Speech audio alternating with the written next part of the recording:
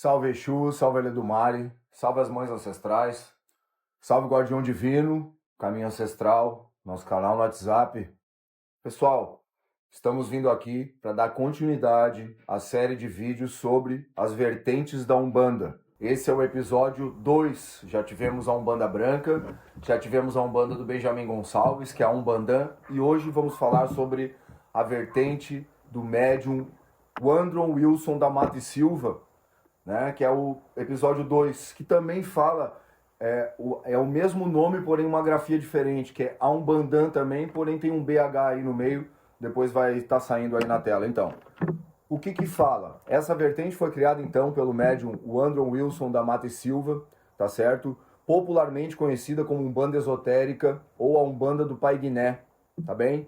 Fala-se que o da Mata e Silva, ele é o sucessor do Caboclo das Sete Encruzilhadas. Mais um médium influente, né, que foi influenciado aí pelo Caboclo das Sete Encruzilhadas, também influenciado pelo médium Zélio Fernandino de Moraes. Então aqui, como eu falo que sobre culto, sobre religião, aqui percebemos mais uma Umbanda que traz mais diferenças entre, né, os seus ensinamentos da matriz e o que foi adquirido pelos conhecimentos do espírito e pelos conhecimentos do médium, que foi introduzido outras coisas. Então aqui a gente tem mais uma vertente de Umbanda, diferente das duas primeiras.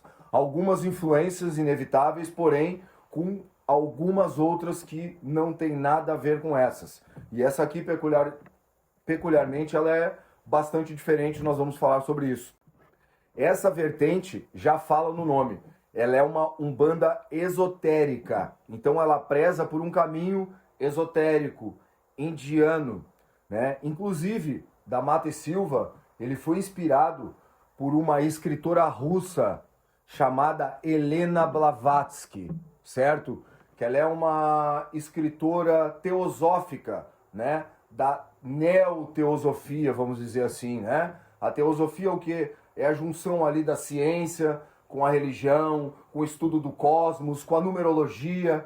Então, isso tudo está englobado aí no entendimento que o Wilson da Mata e Silva teve depois de ler os livros da Blavatsky e trazer para dentro da Umbanda todas essas modificações, além de todas aquelas que já foram inseridas pelo Caboclo das Sete Encruzilhadas, juntamente com o médium Zélio Fernandino de Moraes, né, a partir de 1908, apagando tudo lá das macumbas cariocas, tudo que é do banto, tudo que é de toda daquela construção que foi feita, claro, com todo o hibridismo e todas essas informações que a gente já tem, mas ele foi mais longe, ele foi para a Rússia, e através da Helena, então, ele trouxe essas modificações ainda mais negativas ao meu modo de ver, né? Porque o que uma russa tem a ver com o nosso culto banto-ameríndio, com o nosso culto aí da Umbanda, né?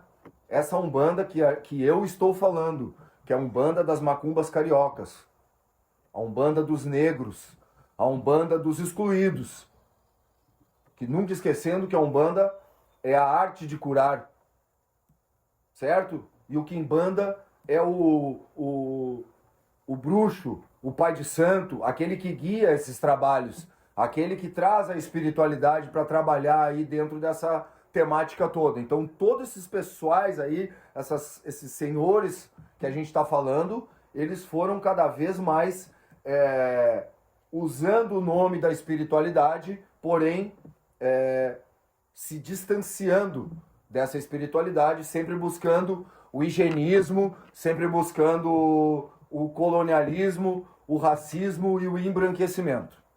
Tá certo?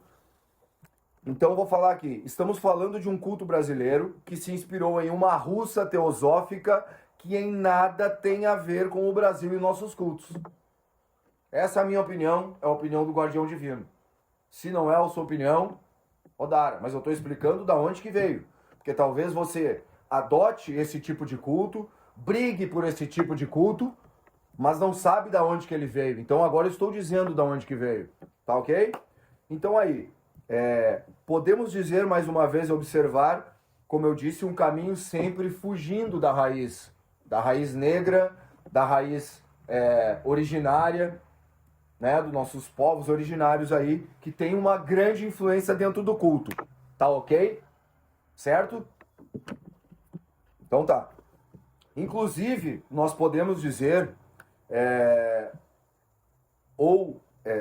ressaltar algo muito interessante, e que a partir daqui, até hoje, utilizamos esse tipo de instrumentos dentro das nossas umbandas. Mais tarde eu vou falar sobre a Umbanda Popular, que a Umbanda Popular pegou um pouco de cada uma dessas umbandas, e ela é muito usada hoje, né, que chama de Umbanda Raiz.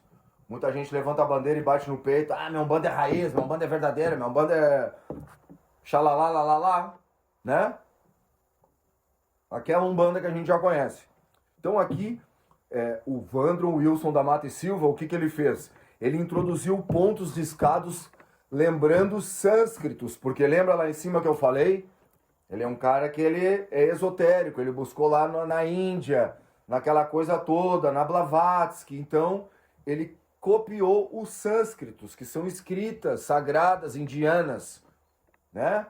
Que depois até agora a gente tem aí, a gente usa, é inevitável. Que tenha os tridentes, que tenha diversos pontos riscados dentro até dos nossos terreiros. Até os terreiros hoje estão fazendo um caminho de volta e trazendo os pontos riscados dos originários lá dos bantus, que é muito diferente de tudo isso aqui. Mas nós todos temos essa influência que começou aqui, nos anos 50, ali com o Vandron Wilson da Mata e Silva, trazendo os sânscritos, né, que eu já falei e acabei de dizer, que são escrituras sagradas lá da Índia. Mas ele introduziu isso para dentro do terreiro, para dentro dos rituais aqui da Umbanda esotérica do Pai Guiné, tá certo? Então vou falar que essa vertente traz outra abordagem. E que abordagem é essa? Das 7 linhas. E que abordagem é essa das 7 linhas? Eu vou ler aqui quais são essas linhas. Primeira é a linha de Orixalá. A segunda é a linha de Ogum. Terceira, Oxóssi. Quarta linha, Xangô. Iemanjá, a quinta linha. A sexta, Iori. E a sétima, Iorimá. Parece até um nome de comida japonesa, né? Desculpa, mas parece. Iorimá, uma coisa de Nissim Miojo, alguma coisa assim. Continuando. Não há santos católicos ou orixás africanos. Não há. Não tem santos católicos, nem orixás africanos. Porém, ele utiliza nomes de alguns orixás africanos, né? Se apropriando indevidamente, mais uma vez, como os seus antecessores, ok? Os mesmos orixás e mais esses outros dois aqui que a gente não conhece, né, o Iori e o Iorimá, eles são substituídos por pontos riscados, copiando os sânscritos dos indianos. Veja quanta coisa aí que já foi pego, que aquela coisa, né? Bota tudo embaixo do guarda-chuva da Umbanda e dane-se. E 10 vezes uma mentira contada torna-se uma verdade. A gente já sabe disso. Os trabalhos, então, dentro dessa ritualística aí, da Umbanda esotérica do Pai Guiné, porque tem outra Umbanda esotérica do Benjamin lá, essa aqui é do Pai Guiné, os trabalhos acontecem por quais entidades, por quais espíritos brasileiros? Caboclos, pretos velhos e crianças.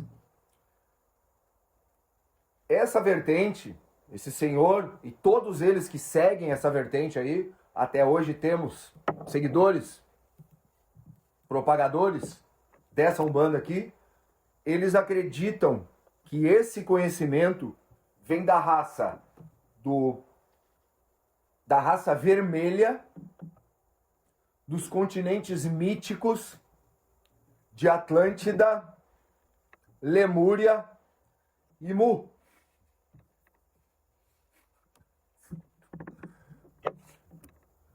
Eu ia fazer uma brincadeira aqui que eu fiz aqui na interna, mas não vou fazer. Não vou fazer, tá? E aí eu pergunto para os senhores, para as senhoras, meus amigos, e os meus inimigos também, que não sei por que vem me assistir e ficar me malhando. Mas depois vai lá, né?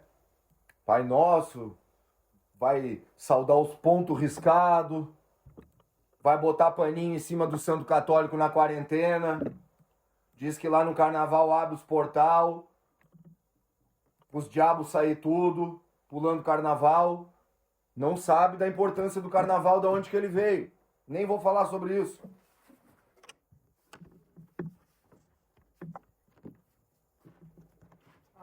Não sabe da importância do carnaval, qual é a origem do carnaval. Não é verdade? Mas está lá pulando o carnaval e depois está tampando o santinho católico, dizendo que abriram os portais do inferno. Não sabe que vem do negro, que foi uma construção. O carnaval vamos dizer assim, é algo que foi construído de diversos anos de luta. Isso é uma comemoração. É algo do preto, do escravizado.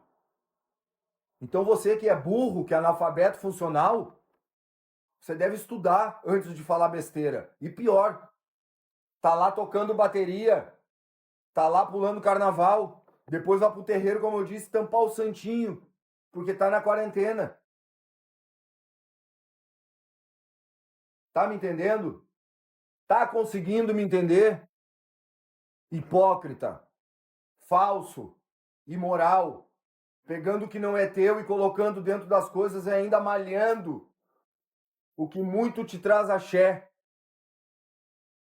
Isso é feio, muito feio. Mas eu quero deixar, para finalizar, mais uma vez vou repetir, sobre esse absurdo que é, primeiramente, a teosofia, a Helena Blavatsky e essa questão da raça vermelha dos continentes mítico de Lemúria, Atlântida e Mu. Eu pergunto para ti, macumbeiro, o que isso tem a ver com os povos escravizados e com os povos originários? O que tem a ver com a África? O que tem a ver com a Angola? O que tem a ver com o Congo? Com o Benin? O que tem a ver? O que a Lemúria tem a ver com isso? Atlântida? Pelo amor de Deus. Vai estudar geografia, camarada. Vai estudar história. Então a gente tem que observar o que a gente está cultuando. Os sânscritos. Por que não dá certo a minha macumba? É por isso. Porque eu estou cultuando sei lá o quê. A minha ancestralidade vira as costas para mim. Ah, o Exu tá virando de costa. Óbvio. Óbvio, porque ele está tentando te tirar desse terreiro, desse hospício ao qual tu participa.